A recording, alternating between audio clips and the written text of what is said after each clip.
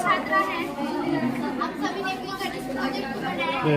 हम सब कक्षा 8 की छात्राओं ने मिलकर इकोसिस्टम का एक मॉडल बनाया है। हमारे स्कूल का नाम राजकीय मध्य विद्यालय कितपुरा बैकुंठपुर गोपालगंज है।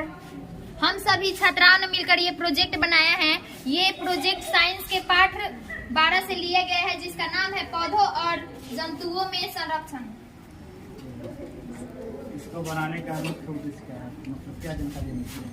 इससे हमें ये जानकारी मिलती है कि हमें अपने वातावरण को सुरक्षित रहना चाहिए, हमें अपने इकोसिस्टम को सुरक्षित रखना चाहिए। आपको किसी को कुछ इसमें करना है? Yes sir, yes sir. जलमंडल इकोसिस्टम का सबसे बड़ा उदाहरण है। इसे इकोसिस्टम का ये सबसे बड़ा उदाहरण इसलिए है क्योंकि यहाँ पे विभिन्न प्रकार के जीव पाए जाते हैं।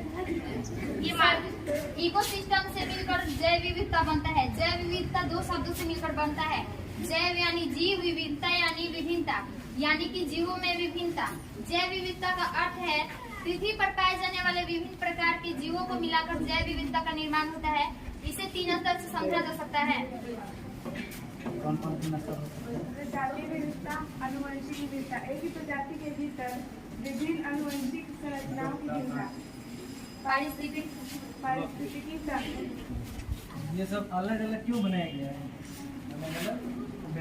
क्योंकि जो जहाँ जीव रहने के लिए अनुकूल है उनको वहीं पे रहना चाहिए। जैसे कि जंगली जीव जंगल में रहने के लिए अनुकूल है, और जलमंडल में जो जलीय जीव है वो वहाँ रहने के लिए अनुकूल है। रेगिस्तानी जीव जहाँ तो जंगली जीव लग रहा है यहाँ पे आ गया है। Yes sir.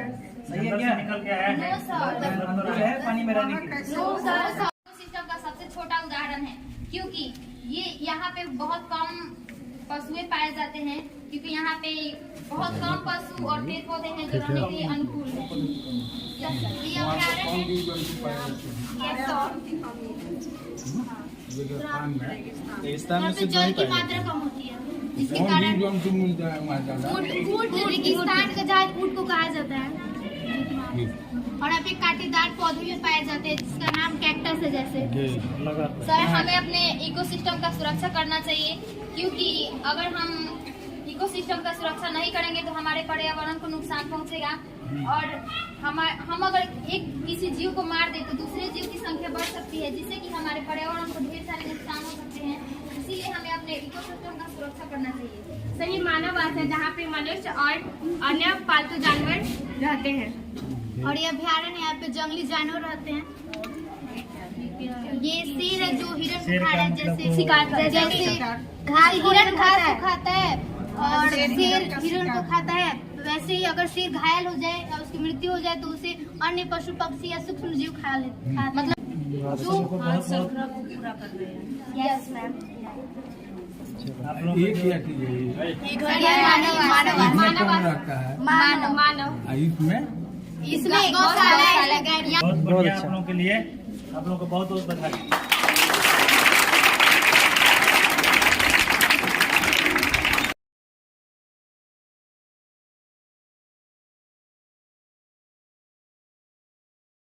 Good morning sir. Good morning sir.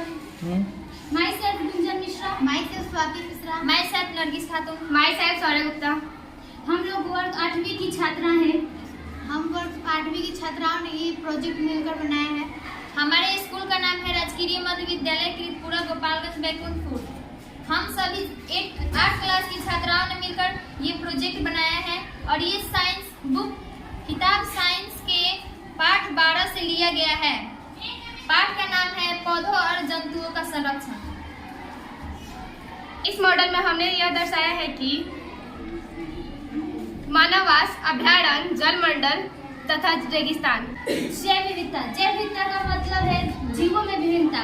जैव विविधता 2 शब्दों से मिलकर बना है। जैव मतलब जीव और विभिन्नता मतलब प्रकार, अर्थात किसी भी भौगोलिक क्षेत्र में पाए जाने वाले सभी जीव जंतु की संख्या और उनकी विभिन्नता को जैव विविधता कहा जाता है।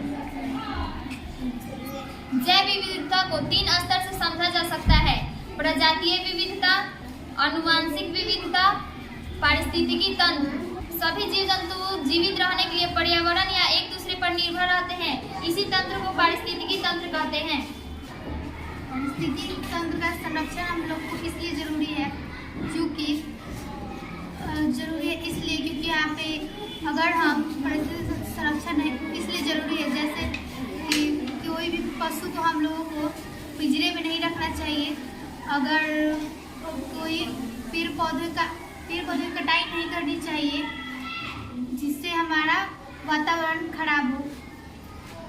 ये सब क्या है? ये सब थोड़ा समझाओ इसके बारे में। ये है अभयारण्य, यहाँ पे जंगली जीव रहते हैं। ये है जलमंडल, ये इकोसिस्टम का सबसे बड़ा उदाहरण है। यहाँ पे सबसे ज्यादा विभिन्न प्रकार के जीव पाए जाते हैं। ये है रेगिस्तान, यहाँ पे ये इकोसिस्टम का सबसे छोटा उदाहरण है क्योंकि यहाँ पे बहुत कम जीव जंतु और पेड़ पौधे पाए जाते हैं। ये है मानववास, यहाँ पे मानव और पालतू जानवर पाए जाते हैं क्योंकि वो यहाँ रहने के लिए अनुकूल है, इसीलिए। अच्छा, जानवरों को यहाँ भेज दिया जाए तो क्या हो जाएगा? अगर हम लोग जंगल की जानवरों को मानववास पे ला दें तो वो वहाँ पे रहने के अनुकूल नहीं है। वैसे ही अगर मानववास के लोगों को अगर हम जलमंडल में ला दें तो वो वहाँ के रहने के अनुकूल नहीं है। पारिस्थितिकी तंत्र की क्या आवश्यकता है, क्यों जरूरी है ये?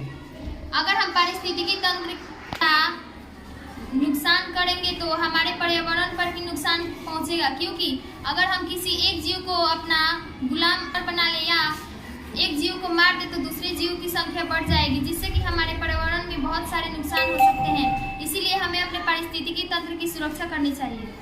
चलिए, अच्छी बात है। ये हिरन क्यों गिरा हुआ है? शेर क्या कर रहा है? ये उसका शिकार, शेर हिरन को खा रहा है क्योंकि घास को हिरन खाता है, हिरन को शेर खाता है। और अगर घायल हो गया या बीमार हो गया शेर तो उसे कोई और जानवर खाता है। इसी तरह हमारे पारिस्थितिकी तंत्र चलते रहते हैं। चलिए, बहुत अच्छा है, बहुत अच्छा बनाया आप लोगों ने। चलिए, धन्यवाद।